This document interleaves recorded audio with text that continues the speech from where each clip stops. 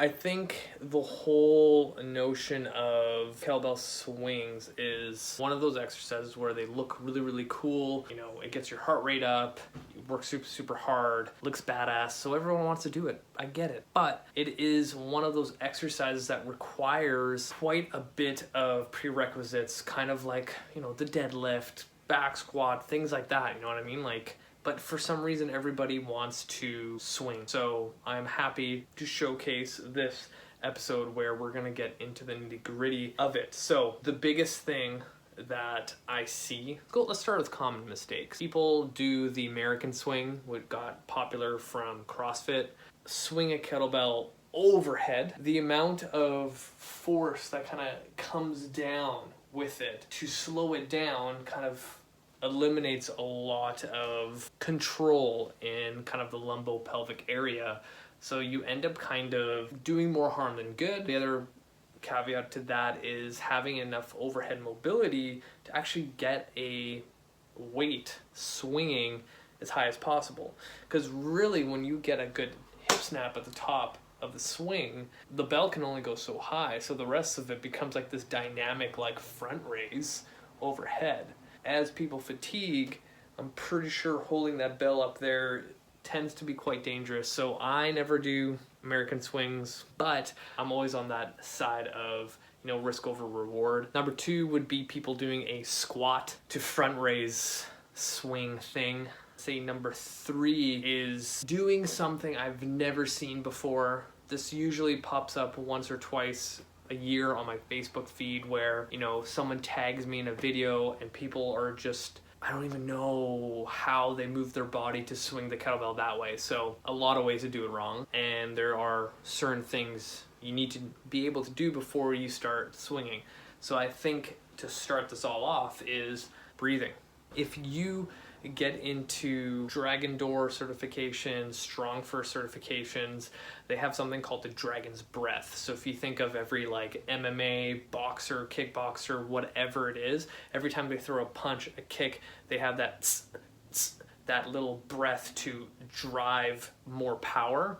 And the moment you do that, you create more intra-abdominal pressure to kind of brace for the dynamic movement. When people fuck up their breathing in kettlebell swings, it's like over and they're kind of flopping all over like a noodle, and higher risk of injury. And it's just like the deadlift. If your breathing sucks in the deadlift, bad things tend to happen. A lot of people skip a step. So if you don't know how to deadlift and squat, then swings are not gonna work out for you that well. And then the next thing would be learning the movement pattern, and that's where we're gonna kind of go through here is kind of like a hands-on portion of this episode. How do I get someone swinging? We already covered breathing. Say for the sake of this video, I've taught you how to breathe, and boom, that's it. Number two is going to be learning the hinge, and this is where I implement my kettlebell stuff. This is actually a big thing. A lot of times when people try to just deadlift off the floor, they make this mistake where they have the weight in front of them, and when they reach down, their arms are kind of too far forward. So if I end up lifting from this position, the fulcrum becomes my lower back. So every single rep, a lot of stress goes into that lumbar region. But if I go over top, where the handle portion of the kettlebell is right directly underneath me, now when I reach down for it, the fulcrum becomes more of my hamstrings and glutes, and I can use those to drive up and lock out. To initiate that first little bit of learning the dynamic movement of the swing, I start with kettlebell deadlifts. And in my programming, this is one of the things that I've already worked on. So when I get to the point of teaching my own clients how to swing, we've already covered this and I don't have to worry about it. So for people who are watching who don't have my programming, you're gonna have to start here. So again, shoulder width apart with the feet, a little bit wider depending on what feels good. Knees come out as I go down into the hinge. I'm gonna grab the kettlebell, squeeze the handle like I wanna break it, and I wanna hide my armpits to be super tight. A lot of people lose tension by just leaving the shoulders where they're at. So hide the armpit, squeeze, deep diaphragmatic breath in, hold and exhale and drive up. and then back down. So I coach that the moment you're coming up, I want as fast as possible. I want that butt squeeze as hard as possible. Now I'm going to go into more of kind of like the setup. So another big thing that I see people do with kettlebell swings that they screw up right off the bat is starting the kettlebell swing from this position, and they just do this thing, and then they kind of, all right, I'm doing my swing, right? So that's not the best and effective way to produce force and power in this exercise. The easiest thing is having the bell out in front of you, and from this position you're going to tilt it on an angle towards you, and from here is where you would start, because now I have a little bit of momentum to get the bell swinging in the right direction that it's supposed to, and it's just makes your life easier. So the next kind of step is adding kind of like, I call it like hiking the football, where I'm going to take the bell behind me and place it back. Behind me, place it back. So I'll go here.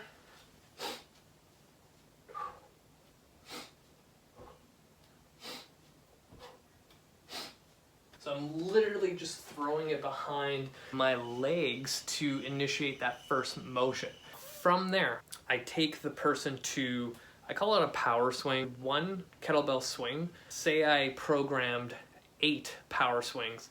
I tell every client or person that I work with to think of basically 8 sets of 1 rep. So I want the emphasis on the start and finish. We have the setup, and then from here,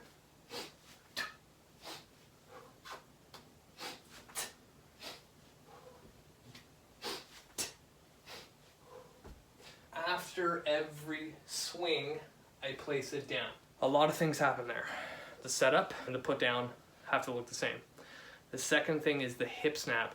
A lot of times when people do this, and you can see me, when they get to the top, they don't have that pop. Like, I literally tell people, like, the moment you get to the top, you want to think of like your butt cheeks like slapping together as hard as possible.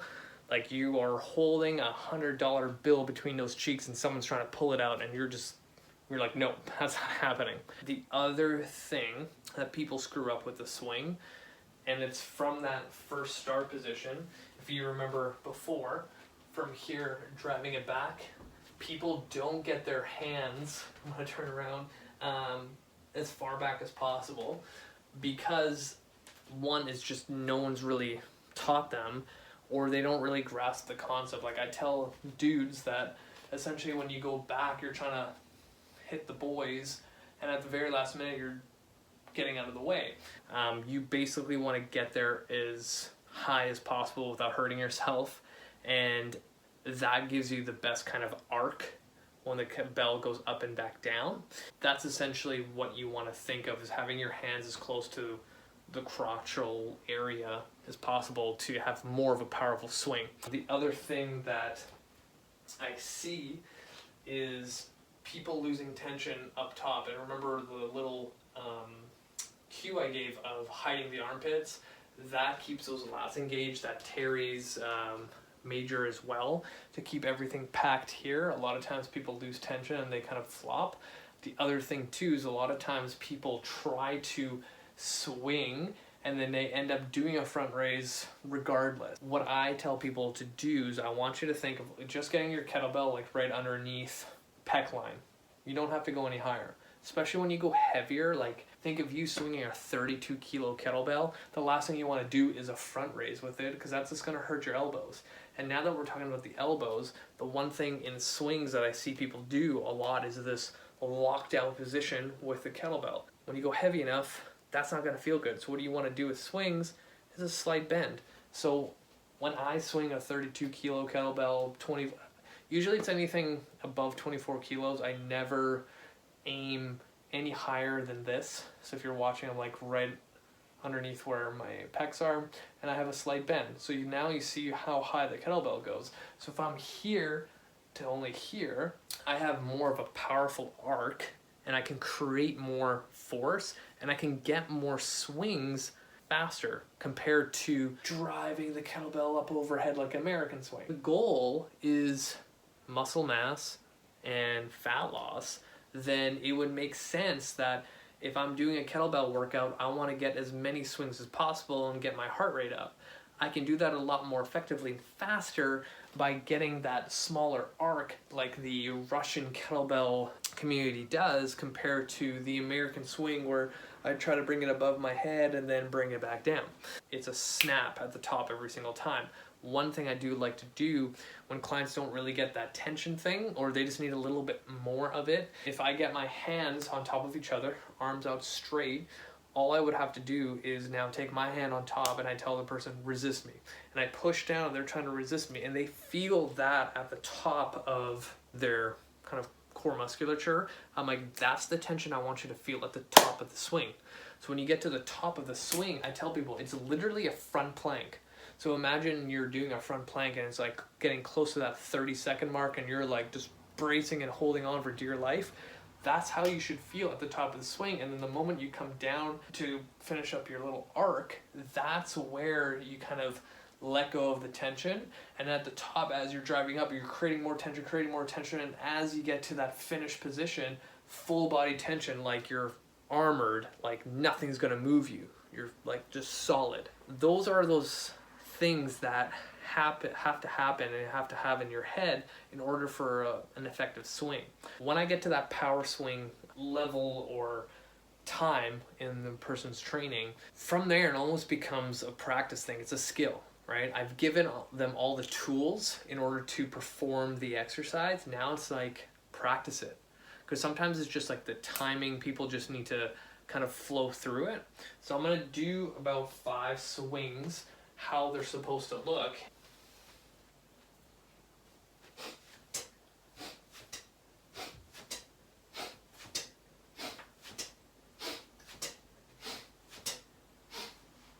That is how properly executed swings should look like. A lot of people just need tension, the timing, the hip snap at the top. Everything's gonna kind of come together. The big thing is the breath.